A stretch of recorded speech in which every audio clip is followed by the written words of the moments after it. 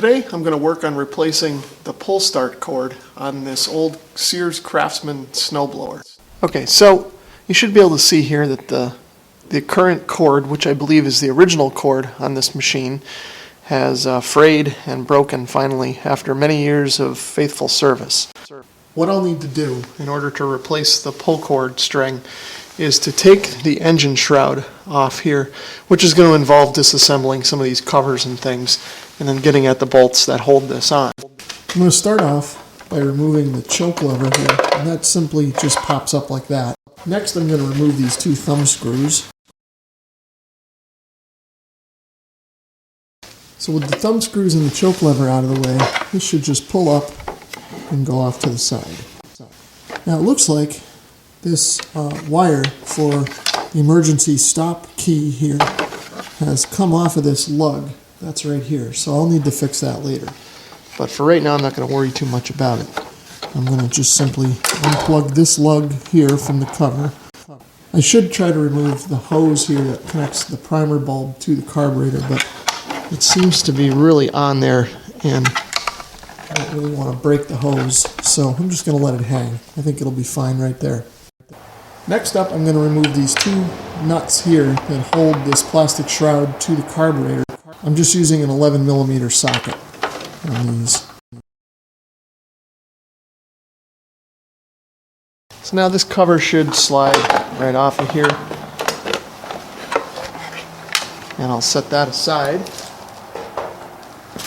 And then I've also got this sort of, I guess you could call this a air filter of some sort. It's really just a screen that fits over the throat of the carburetor there. And I'm going to set that aside so I don't lose it.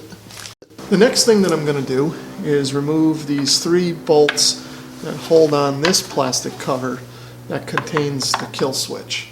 Now this piece also here has this metal bracket that's going to come off separately.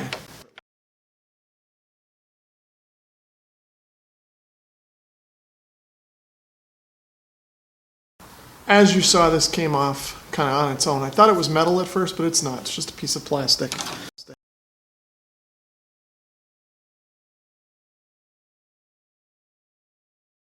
So now with those bolts removed, this can just kind of come off and move out of the way.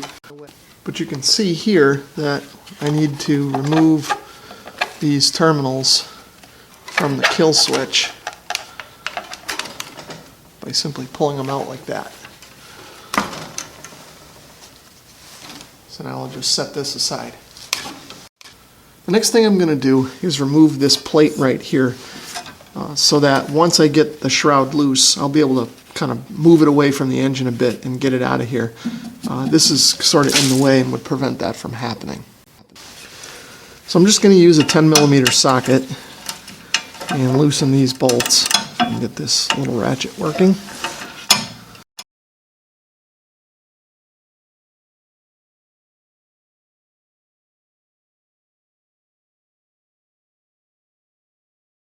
So I'm just going to remove the tension on the drive lever there, and then I should be able to slide this thing up and out of the way. And as you may be able to see there, it's kind of caught on the end of the drive lever boot. But there. At this point, I believe I've gotten all of the things out of the way so that this can now come out. There's, I think, just 3 bolts holding this on. There's one down here, which is, well, it looks like it's behind the handlebar here. You can't see it, but it's right back here. There's one up here, and then there's one more down here, below the shroud right about there, which may or may not be visible right now.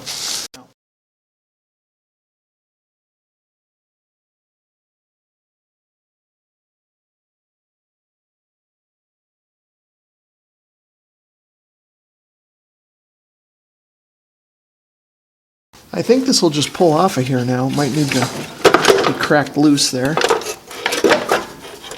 And looks like I'm going to need to wiggle it out from behind the carburetor a bit, but it's otherwise loose.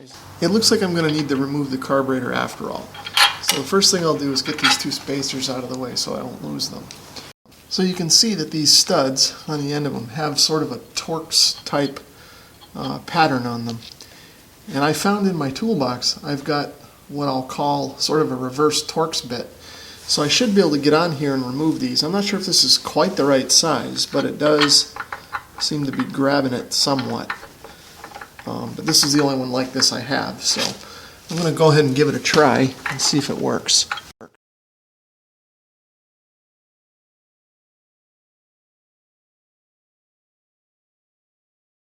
So as it turns out, I'm going to need to remove this starter cover as well. Thought I could get away without taking it off, but it just won't clear the handles.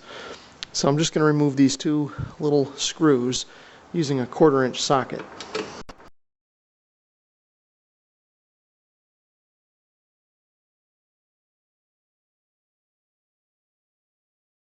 Here's the cover. Just going to pull the rest of this cord out of here. I wanted to try and determine approximately how much cord I was going to need before I got started with the rewinding process. So I measured all of the broken pieces that I pulled out of here, and it looks like it'll be about 4 feet, give or take a few inches.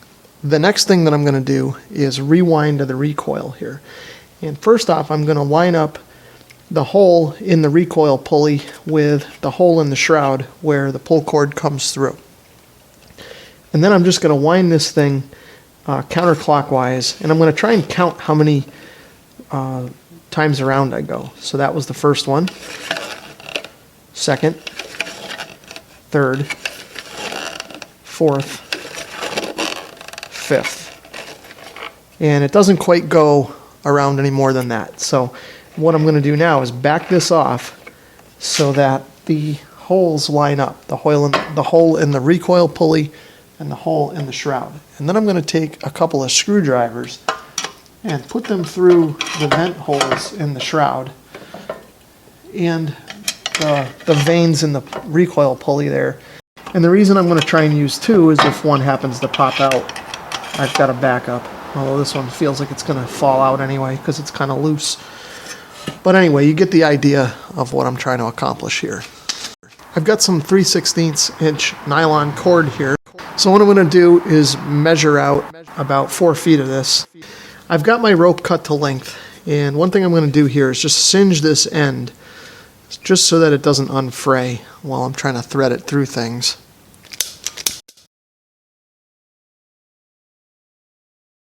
And that'll help keep the fibers together just so they don't unwind while I'm trying to run this through these holes here. In order to thread the rope through both the hole in the shroud and the hole in the recoil, I've wrapped a piece of steel wire around the end of the cord here.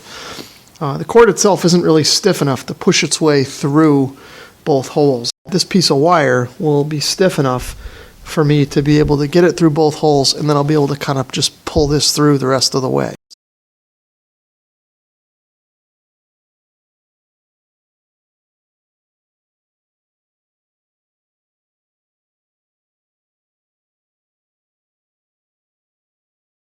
So the first attempt failed because I've kind of a knob there from pinching down the wire. So I'm going to actually try and cut that knob off.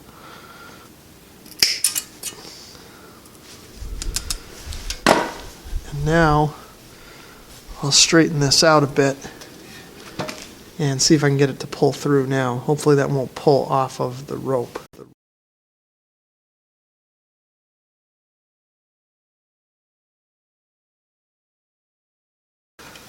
And as you can see, that worked. I was able to pull that right through, and of course now that's come off. Luckily it didn't come off when it was coming through.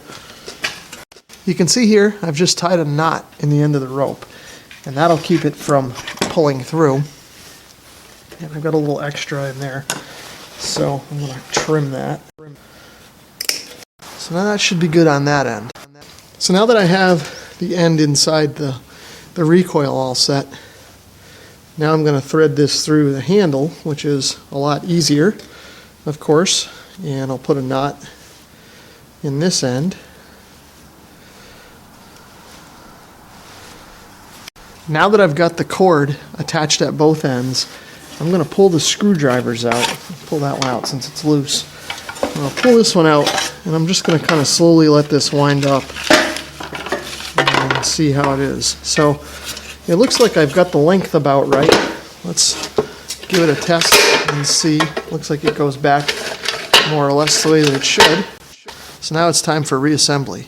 Before I get started with reassembly of the main part of the shroud, I'm going to crimp on a new lug for the safety switch here. Now I'll reinsert the shroud here and just kind of work it through everything, all the obstacles.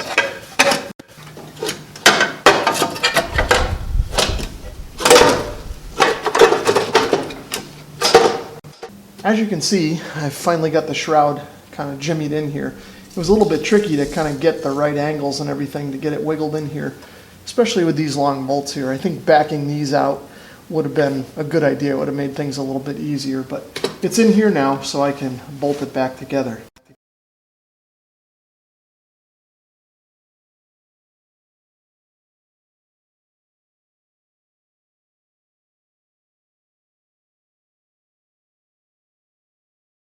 Before I go any further with the reassembly, now that I've got the shroud on and tight, I'm just going to give this a couple of pulls and just see how it feels.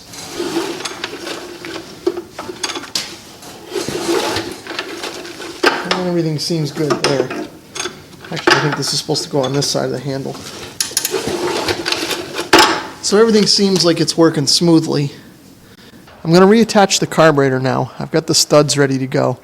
And then kind of back here, I don't know if it's visible behind all the stuff, but there's sort of a peg here that lines up with a hole on the carburetor body so that you know you've got it lined up correctly. And then I'm going to take the stud with the non-Torx end and thread it in that way. So now that those are hand tight, I'll just kind of tighten them with this thing. And I don't think this is quite the right size tool, so I'm not going to put too much tension on there. And now, before I forget, I'll just slip these spacers back on the studs. The next thing that I'll do is reattach the drive plate. I'm going to slip that over the handle here first. Now this is a little tricky because of the angles and the tension on the handle here, but I think I've got it sort of lined up. I'm going to try and get one of these bolts started.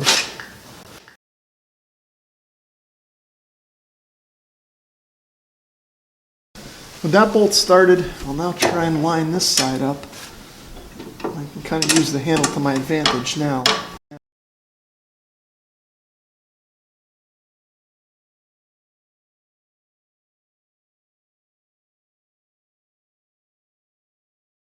So the next thing I'm going to do is reattach the cover for the starter.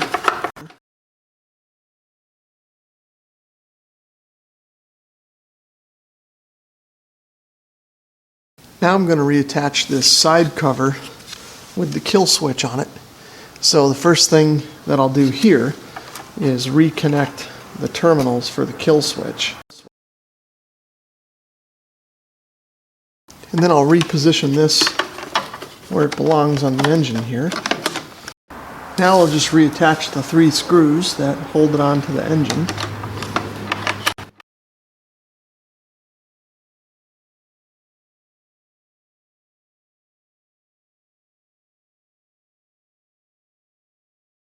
And of course I don't want to forget this little plastic cover that goes over here on this side.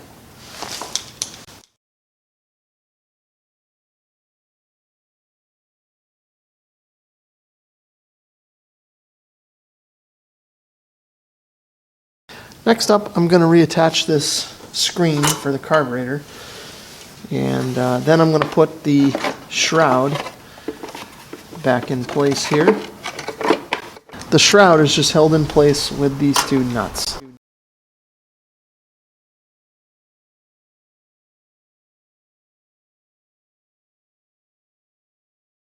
Before I go any further, I'm going to replace this lug for the safety switch, or the safety kill switch. So now I'll just take and reinstall this through my new fast-on lug. And I'll tighten this back. Now that that's in place, I'm going to reattach the other end of the terminal to the safety switch. I can just kind of put this back in place. And now I'll reattach these two thumb screws.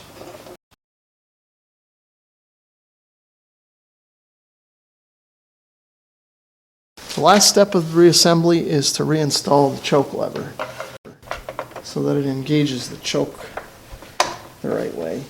There. Okay, that should do it for reassembly. So I've put some gas in the machine here, and now we'll do the real test and see if I can get it to start.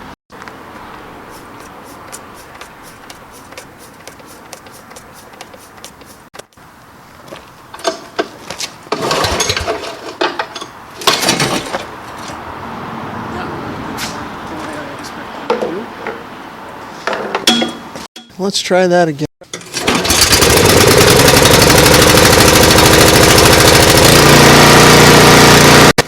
I think that's going to wrap up replacing the pull cord on this old Sears Craftsman snowblower. If you found this video helpful or at least entertaining, please give it a thumbs up. And if you'd like to leave a comment or subscribe, feel free to do that as well. Thanks for watching.